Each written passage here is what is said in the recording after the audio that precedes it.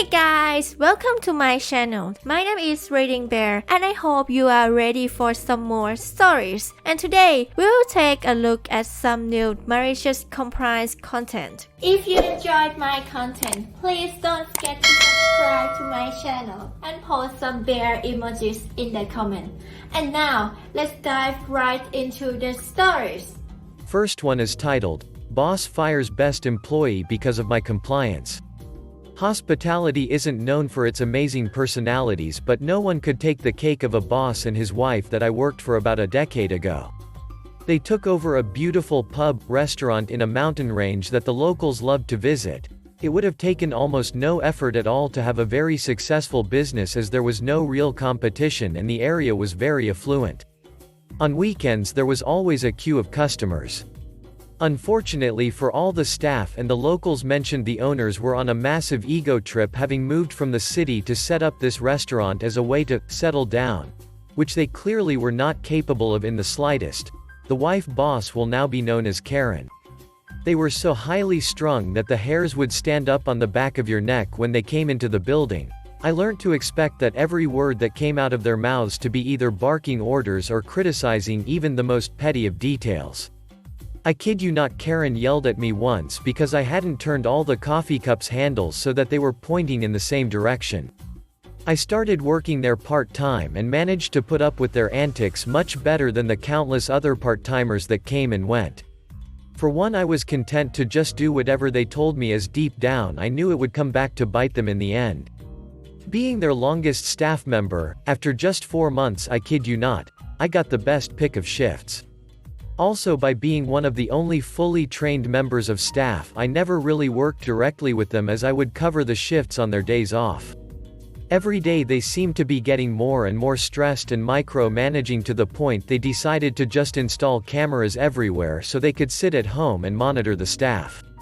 I would get calls multiple times an hour telling me things like, one of the tables needed to be cleared, the customers had barely left. Or that I was standing and talking to a local too long and should be sweeping or something. Unfortunately, this kind of corporate McDonald's-style ethos didn't really work when the majority of your customers were regulars who wanted a coffee, a meal and a 10-minute chat with a friendly face.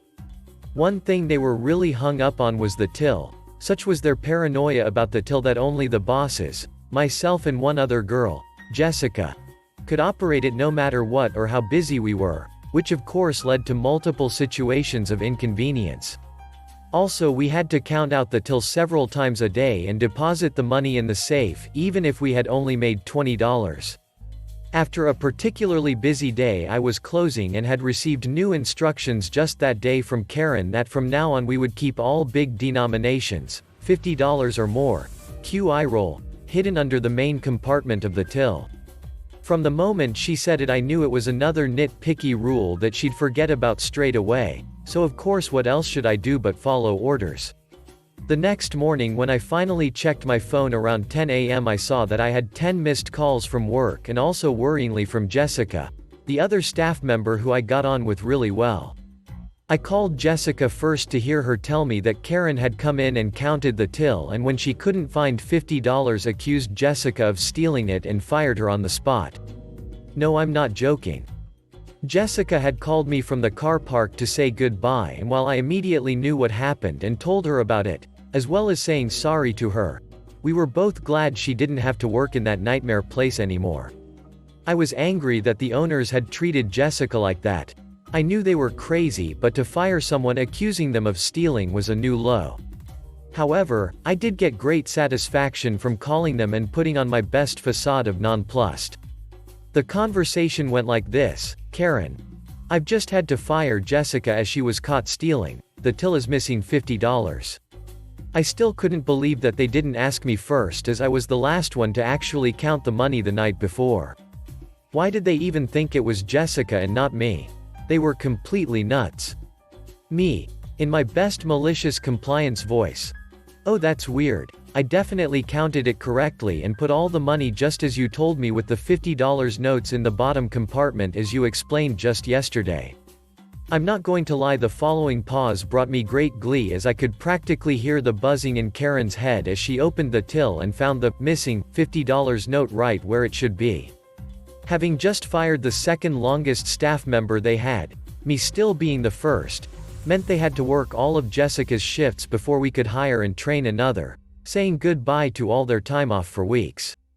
Also, I made sure to tell our regular customers, who took the time to get to know the staff by name, what had happened when they asked where lovely Jessica had gone. Many stopped coming in unless it was my shift, having seen the real personalities of the bosses, and they tipped the staff more too. I stayed there for a short while longer and was happy to hear that Jessica had found a job in a much nicer cafe soon after leaving. I left after I had saved up money to go traveling and found out that the restaurant closed just a few weeks later. I don't think they even lasted a year total. Whatever they did next, I do hope it didn't involve employing anyone else, as they definitely do not have the personalities to manage staff. Next one is titled, "To pay the electric bill, your address has to exist." 7 months into my apartment lease, I received a letter from the gas company stating that I needed to set up an account and start paying, else my service would be interrupted. I was very confused. My roommates and I, 5 people in total, all signed the lease believing all utilities were included. Our lease stated how we could pay utilities, where applicable, and based on our conversation with the landlord prior to renting, all 5 of us left the apartment tour interpreting the lease as including utilities.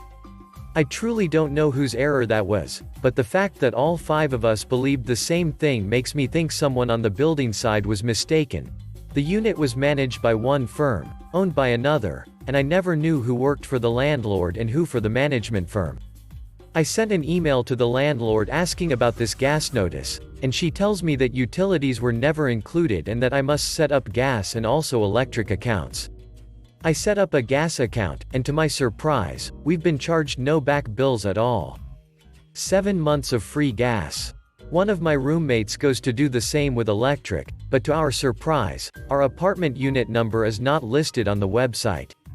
Our building has 6 units, 101, 102, 201, 202 and so on. But for the 3rd floor, only one drop-down option exists, 3. There is no unit 3. We call the electric company, who tells us that it's ultimately not our problem. If the landlord didn't include our unit number in their paperwork to receive building service, we aren't responsible for her mistake. The phone rep from the electric company, perhaps in a risky act of broke college student solidarity, advises us to not contact our landlord since we're not legally required to inform her of her mistake in setting up electric service. She is probably paying both electric bills for 301 and 302, thinking it's the hall lights and laundry machines. Not our fault, we just did what we were told. Next one is titled, "I can't drive anywhere without permission?" Okay, I'll follow that rule, maliciously. This happened when I was 16 years old and just got my driver's license. My parents had me run to the store to pick up some groceries. I stopped by my friend's house on the way back home for maybe 5 minutes to show him I got my license and I was out driving alone. It was a really fun moment in the life of a 16-year-old. My stepmom Mary Ann freaked out. "We did not give you permission to drive to Bill's house. We told you to go to the store and that is all." I told Mary Ann and my dad that they had let me drive to Matt's house the day before, so I didn't think it was a big deal. They went unreasonable and laid down the unbendable rule that set up the malicious compliance. You are not allowed to drive anywhere we do not give explicit permission for you to drive. Period. End of sentence. Just because you were allowed to do it previously does not ever give you permission another time. Ever. Fast forward 3 days later. My 13-year-old stepsister has been a jerk to me all day, and I'm sick of her BS. She goes quiet for about 30 minutes and then comes out all sticky sweet.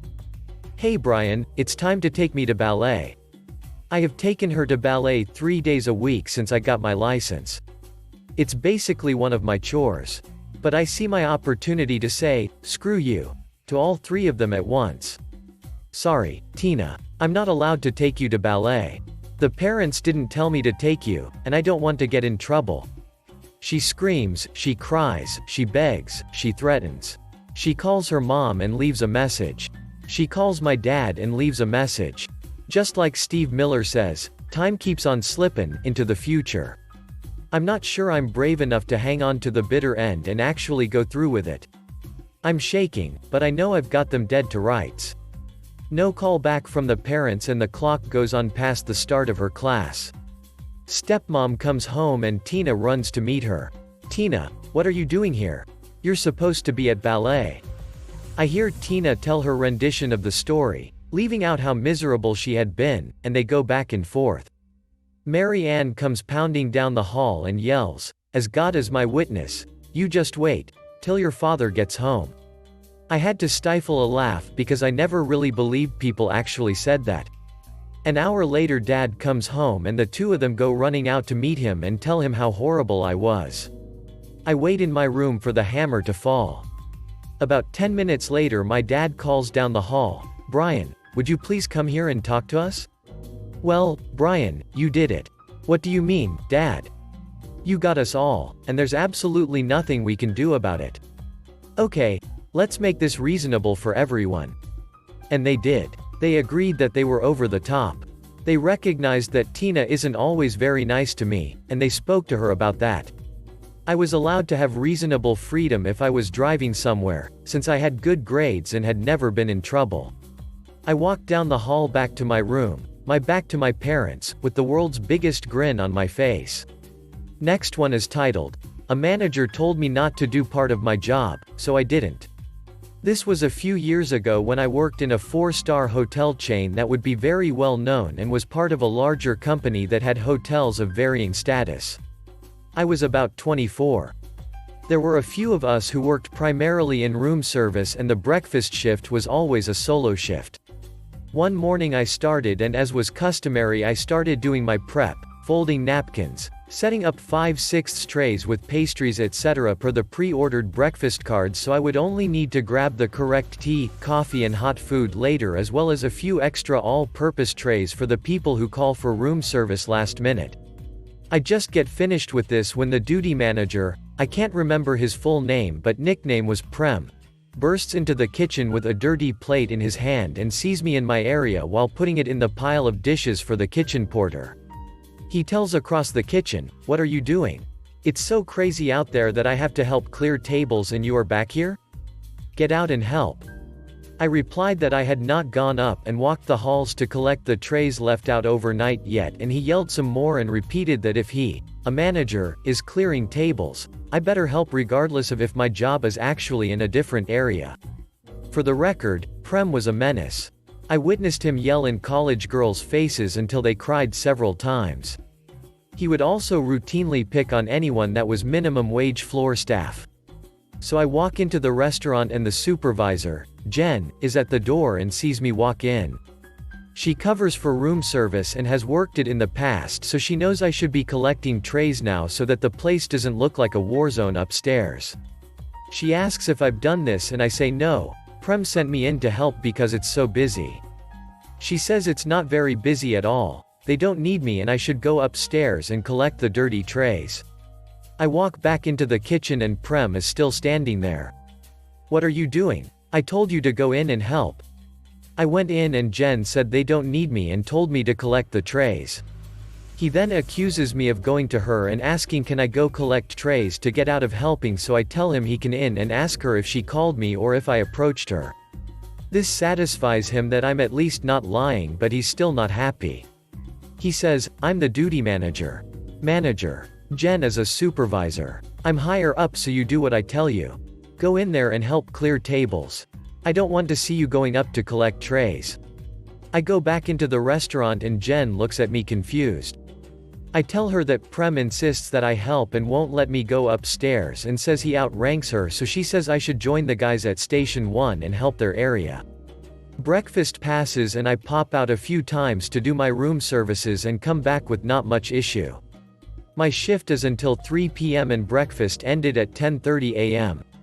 At this point nobody has been upstairs and housekeeping will have been putting out dirty trays. I get a call on the room service mobile from a housekeeping manager saying that floor 4 has a dozen or so trays in the hall. I'm sorry, the duty manager has prioritized other areas at the moment and has said I cannot go up. I start doing my afternoon prep, polishing cutlery and the like. About 12 p.m. I get another call, this time from the housekeeping's top manager. She tells me there are trays everywhere and I politely apologize and explain that my duty manager has used the exact words, "I don't want to see you going up to collect trays." She accepts this without question and asks that I help when I can. At 2 p.m. I get a call from the hotel's director of operations regarding the trays. At this point there are trays in the hallways on all 7 floors and the place looks filthy. Again, I politely explain what instructions I've received from Prem and this is accepted without further question and he says he will inquire into it. 3 p.m. arrives and I have not heard anything else, nor have I cleaned up the pigsty upstairs. My replacement arrives and I tell him what happened and apologize for the fact that he will have to collect these but tell him why. He laughs and decides to leave it until somebody else calls and informs him they are there. Shortly after this Prem left the company. Last one is titled, "You have to work the American holiday because you're virtually overseeing our plant in Asia." I am working a night shift right now to virtually oversee a month-long test in my company's plant in Asia, not allowed to travel because of COVID. Part of the test was during Memorial Day. It wasn't going to be a very important day for the test, just prep work. So I asked my boss if I needed to work on the holiday. He said, "It's your test, you are required to work as if you were there in person." No discussion, so I worked Memorial Day. The next week there was a 4-day weekend in the Asian plant because of the country's holiday. Because I couldn't oversee the test I didn't work. My boss asked how much work I got done when I wasn't overseeing the test. None. I was working as if I was there in person. But you're working in the US. Not when it was an American holiday. Thanks for listening.